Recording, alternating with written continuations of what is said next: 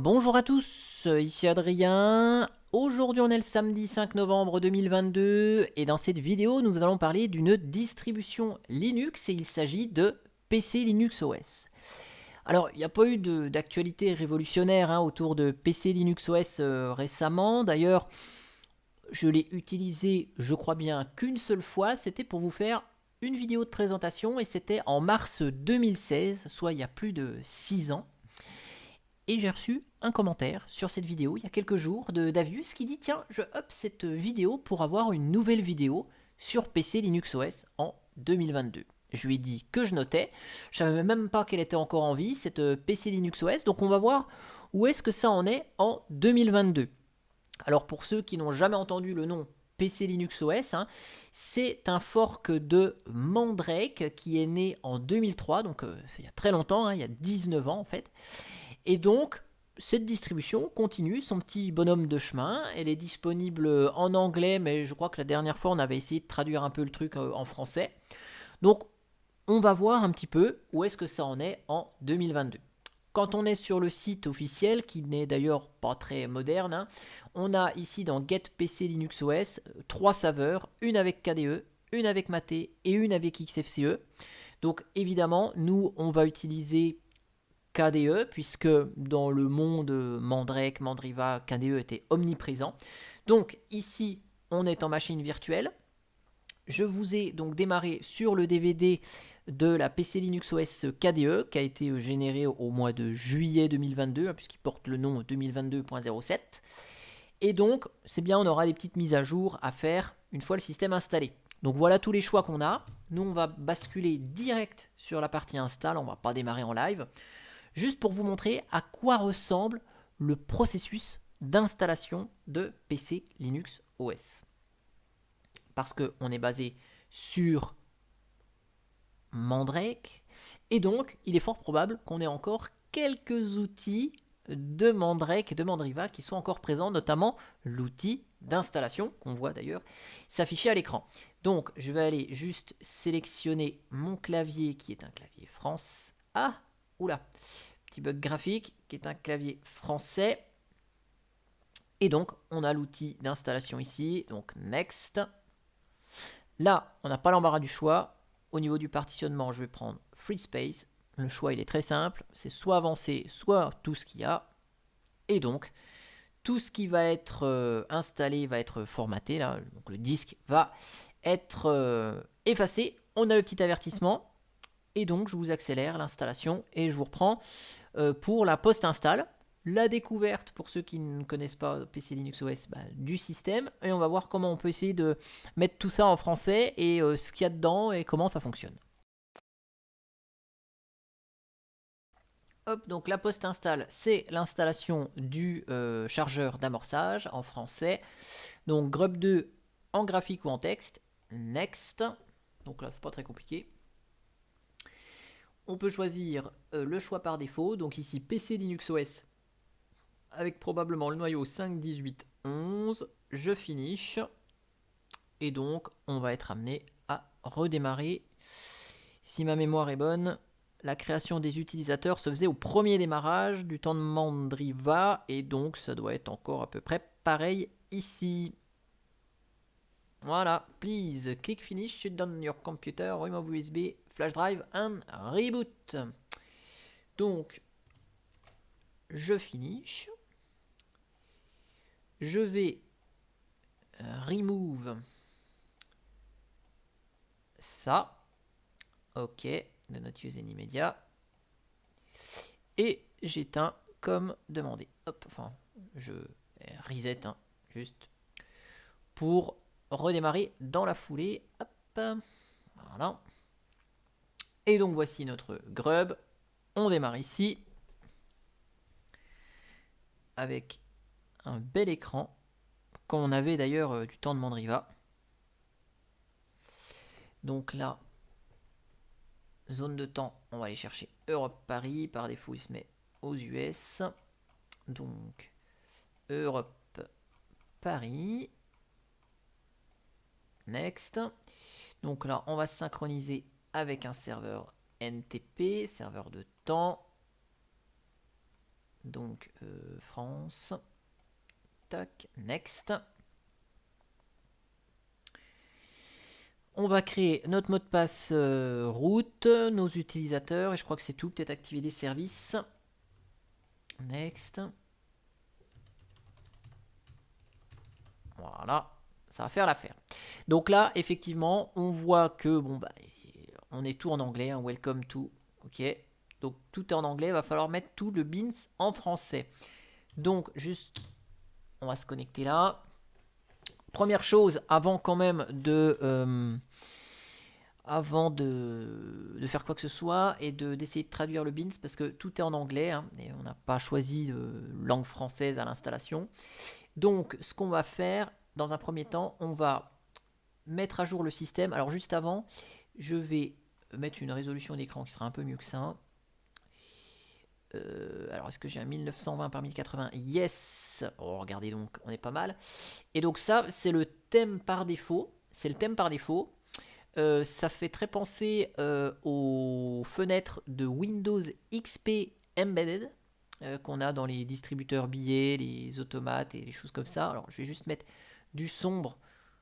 Certes, on casse le thème par défaut de PC Linux OS, mais c'est quand même un peu plus confortable ici. Et donc, chez PC Linux OS, bien qu'on soit... bon, là, ça en clair, ça va nous casser les yeux, mais c'est pas grave. Bien qu'on soit sur une distribution avec des RPM, hein, RPM-QA, vous voyez, tous les RPM, ce n'est pas... si je me mets en route, vous voyez, ce n'est pas DNF qui gère les mises à jour. Ce n'est pas Yum. Ce n'est pas URPMI quelque chose. URP quelque chose, on n'a pas. Non, non, c'est APT. Vous ne rêvez pas, c'est APT. Donc vous faites un APT update. Vous voyez, il va récupérer les miroirs. Donc soit vous l'avez en version ligne de commande. APT, vous faites APT update, APT full upgrade. Comme une Debian. Ou pas. Alors dist upgrade. C'est peut-être une vieille version de... Ouais, une vieille version d'APT. Voilà. Donc soit vous mettez à jour comme ça, soit vous avez évidemment, c'est peut-être bien ce logo là, ouais, Synaptic. Donc vous avez Synaptic ici. Et donc, ouais, ça fait un peu bizarre de voir Synaptic sur une base RPM. Donc, ce qu'on va faire, on va recharger. Je vais voir si on peut juste mettre les applications GTK aussi en sombre là, parce que ça explose les yeux. Bon, hop, Advaita Dark. Quitte. Je vais relancer. Bon, il veut pas, ok, très bien, c'est pas grave. Ça pètera les yeux. On va tout mettre à jour. Mark, apply, apply. Et je vous accélère la vidéo, puisque évidemment, voir les mises à jour s'installer, c'est pas très intéressant.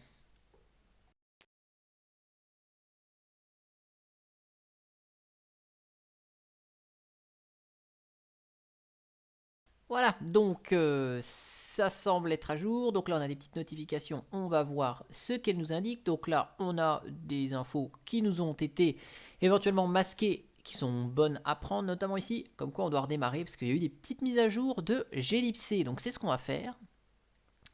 C'est ce qu'on va faire. Donc je vais fermer ça. Est-ce qu'on peut voir juste les notifications qu'on a eues? Non.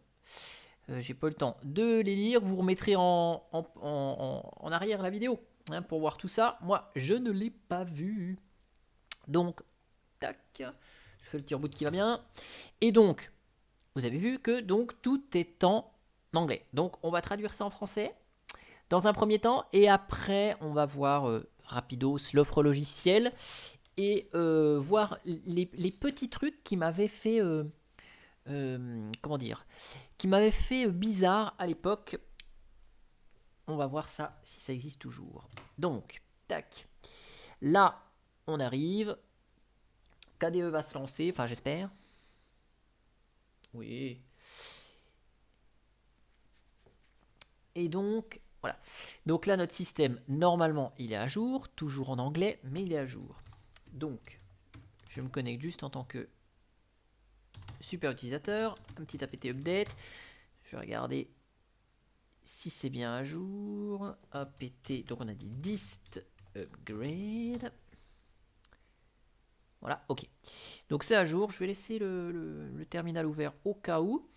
Donc ici, on a un petit outil qui s'appelle Configure Your Computer. Et ceux qui, je pense, oui, ont connu Mandriva, vont reconnaître le centre de contrôle de Mandriva qui, là, pour la partie gestion des logiciels, il n'y a plus que ça. Installer, supprimer des logiciels, qui d'ailleurs renvoie sur Synaptic, qui cette fois-ci est en thème sombre.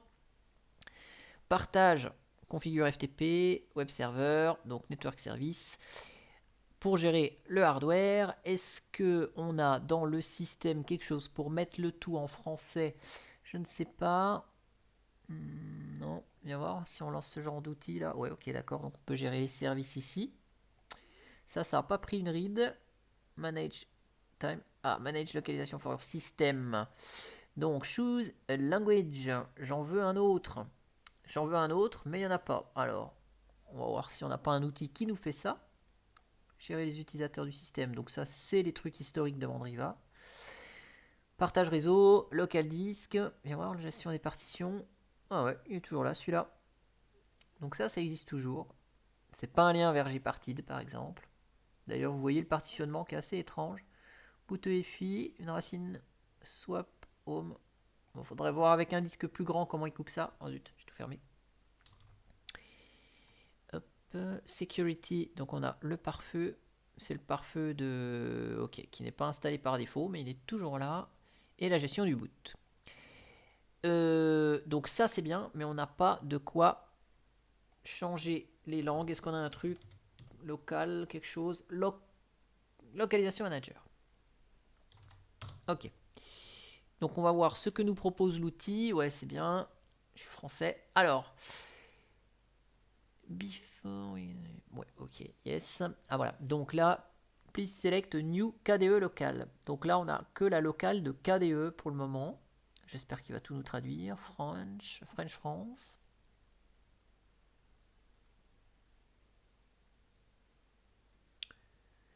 Donc ça installe les paquets LDCN qui vont bien. Ouais, c'est bien si tu veux.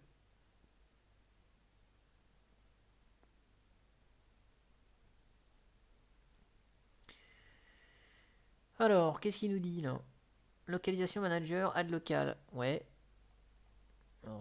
Qu'est-ce qu'il fait le truc? Ok, il installe les paquets, mais il nous met un petit peu de lecture en attendant. Ouais, ok, si on veut. Bon, d'accord. Alors, keyboard, français, French. Ok. Donc, visiblement, le système, il n'est pas par défaut en français, mais il y a un outil pour le mettre en français. LibreOffice detected. Please note to select. D'accord, ok, c'est gentil. Donc, date et heure, on a réglé ça à l'install, donc ça, on change pas, ok. Bon, c'est assez artisanal comme outil, hein, mais ça a le mérite, je pense, pour le moment de fonctionner. On va voir si à la fin, on a quand même un système en français, ou en tout cas à peu près bien traduit.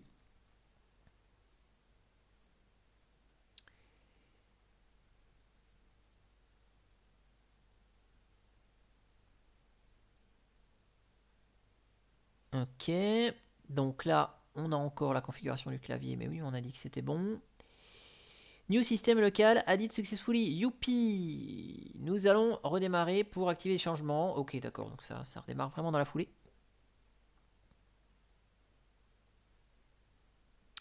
Et donc normalement, si la magie opère, on est tout en français. Alors par contre, on est toujours sur le noyau 5.18.11, malgré la mise à jour du système. On va essayer de voir pourquoi, à moins qu'il n'y ait que ce noyau-là. Hop. Donc là, mot de passe, c'est en français, c'est bon. KDE nous fait le même gag que tout à l'heure, là. Ok. Donc, est-ce qu'on est en français maintenant? Oui, fichier édition affichage, ok. Donc ça c'est bon. Si je lance le gestionnaire de fichiers, donc on est édition affichage en français. Par contre, bah ça reste en anglais. LibreOffice Info. Ok. Alors attends, hop, je vais supprimer. Ok, donc on est à peu près en français. Viens voir, ça c'est en français. Configuration du système. Ok. Donc tout s'est mis en français, c'est plutôt cool. Donc côté logiciel, alors, ce menu il est pas terrible là. Je vais juste vous mettre un menu. Ouais, je vais mettre le menu de l'époque de KDE. Voilà, ça c'est mieux. Donc, autre application, on a ces petits outils là, ok. Archivage, donc là il y a encore un peu d'anglais. Archivage, on a Arc, donc l'outil d'archivage de KDE. GRSync, pourquoi pas. Timeshift, si on veut faire des sauvegardes, cool. Configuration, donc on retrouve j'allais dire le MCC, Mandriva Control Center, mais le configurer votre ordinateur. On a des outils pour du NTFS, pourquoi pas. Bootloader, bon, ok. Développement, éditeur de texte CarWrite, outils. Donc Dolphin, il y a bon, des trucs. Bon, d'accord. Des trucs pour nettoyer son système, bon, ouais, ok. Des jeux, pourquoi pas. Graphisme, c'est tous les outils KDE, donc ça semble cohérent. Internet, on a donc Firefox. Ah, est-ce qu'il s'est mis en français, Firefox? Est-ce qu'il nous a installé... Non, il nous a pas installé les trucs de langue français. Alors, peut-être parce qu'il s'est lancé une fois. Langue. Donc là, il y a... Tout n'est pas en français. Voilà. Add. Ça. Ouais, ok. Ok. Du coup, là, c'est en français maintenant. Pour Firefox. Dans Internet, j'ai vu qu'on avait donc FileZilla, pourquoi pas. AnyDesk si on veut. MegaSync, ok. NitroShare. Parce que c'est Zoom pour faire de la visioconférence. Thunderbird. Je vais juste regarder s'il est en français. Étonnant qu'ils aient pas laissé qu'un mail. Donc oui, évidemment, Thunderbird n'est pas en français non plus. D'ailleurs, l'interface a un peu tout changé de Thunderbird. Je sais pas trop comment ça marche maintenant. Language. Ok. Hop. Et on va mettre ça en français. Add. Voilà. Ok. Donc là, Thunderbird et Firefox, il faut les mettre quand même localement, enfin manuellement en français. Bureautique, on a LibreOffice 7.3. Donc LibreOffice, il est ici. Alors par contre, il n'est pas en français. Il n'est pas en français. Ok. Bon. Ensuite, si on va dans Software Center, donc là, on retrouve Synaptic. Et donc, on retrouve les trucs qu'il y avait à l'époque. C'est-à-dire le gestionnaire de LibreOffice. Alors, si ma mémoire est bonne, c'est un espèce d'outil à la noix. Voilà, qui vous permet d'installer, réinstaller, mettre à jour ou ajouter LibreOffice dans votre langue, ou désinstaller complètement LibreOffice. Donc, on va voir si le truc propose une mise à jour, et s'il me propose du français, ça m'arrangerait. Voilà, donc LibreOffice Manager. Je vais chercher français. Donc, ce qui veut dire que effacer tous les RPM LibreOffice téléchargés. Voilà. Donc on a toujours cet outil vraiment bizarre, pour pas dire autre chose. Ok, bon, on va laisser faire le bins là, donc ça devrait mettre à jour LibreOffice. Donc on a quelque chose de bizarre, ça veut dire que, allez, si on fait un petit RPM-QA,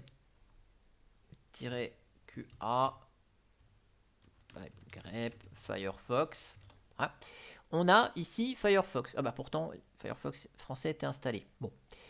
On a ici Firefox. Et si je fais un petit RPM-QI pour avoir des informations sur le paquet Firefox, on peut peut-être le faire avec Synaptic en graphique. Hein. Je connais bien les commandes RPM, donc je vais faire avec ça.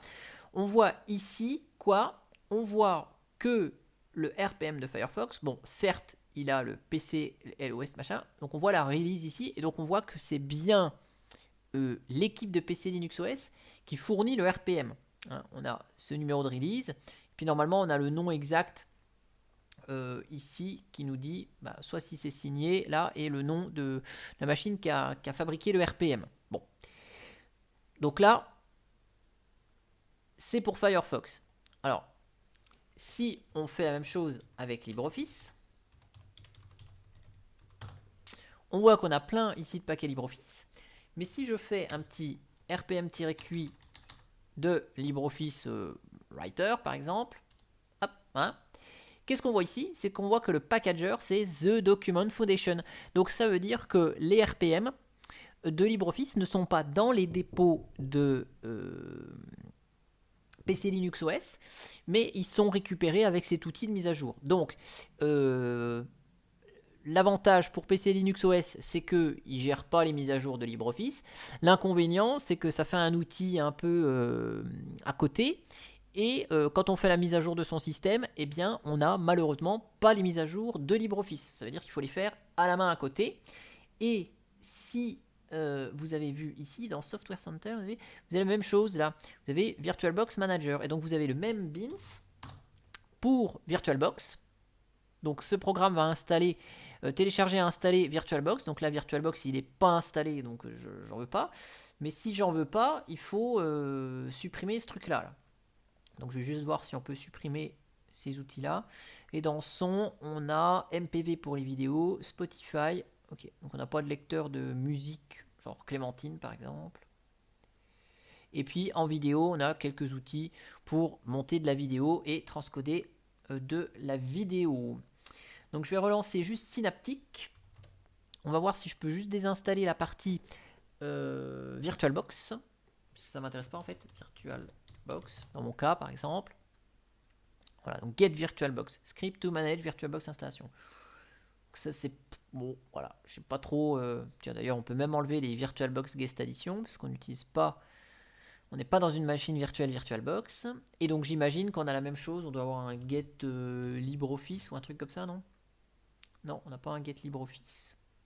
Alors par contre, LibreOffice, il doit s'afficher normalement, hein, ici. Voilà. Hein, il s'affiche.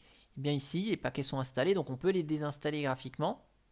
Mais vous voyez qu'il n'y a pas le petit suffixe PC LOS 2022. Hein. Donc là, je vais désinstaller le truc VirtualBox. Ah oui! Et puis, ce que je voulais voir, c'était le noyau. Le noyau uname-a. Donc, on est toujours au noyau 5.18.11. Donc, je vais juste regarder un truc. Bah, je le fais en graphique. Kernel. Alors, sur Mandriva, c'était kernel desktop quelque chose. Donc là, on a le noyau 5.18.11, il est là. C'est bien celui qui est installé. On a le 5.19.17. On a le 6.07. Par contre, si je lui dis de tout mettre à jour, il ne veut pas me mettre à jour le noyau. Tout mettre à jour. Tout mettre à jour. Il n'y a rien à mettre à jour. Donc là, il ne peut pas mettre à jour le noyau. Alors, est-ce qu'il y a un outil pour le noyau? Comme LibreOffice ou autre? Non. Donc là, là, le noyau, il reste comme ça.